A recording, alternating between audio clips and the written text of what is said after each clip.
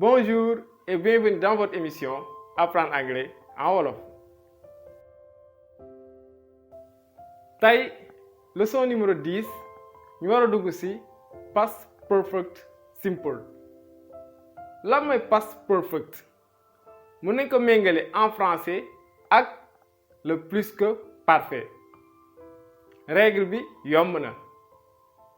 Da nga jël to have au past simple maanaam préteritum temps boobu def nañ ko ci vidéo yi weesu moo la jox had nga yokk ci participe passé du verbe à conjuguer.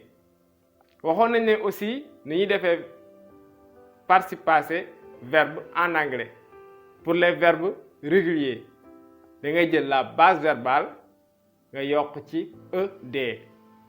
Wante nag anglais dafa bëri ay verbes irréguliers ñu leen di woowe irregular verbs.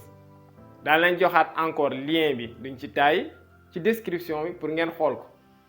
Kon tey dañuy jël ñaari exemple xool d'abord to like avant ñu jël to live ñu war a am avec to like devinez ko I had liked.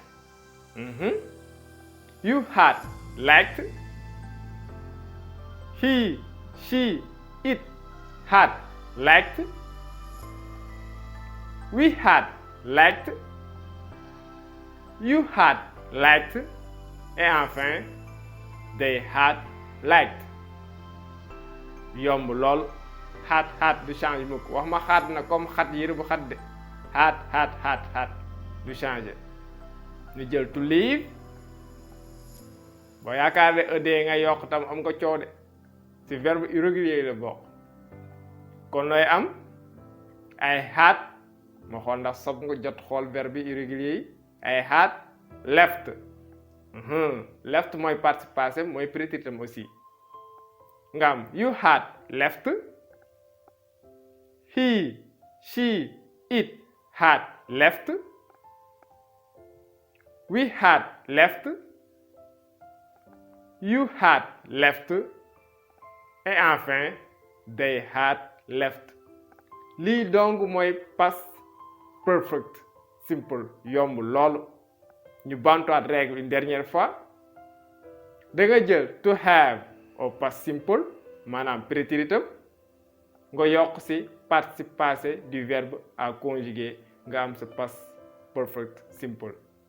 kon nag cours bii di ñëw incha allah dañ leen jàngal past perfect continuous. jërë ngeen jëf. C'était tout pour aujourd'hui. On se donne rendez-vous la semaine prochaine pour une autre vidéo. Learning English is so easy.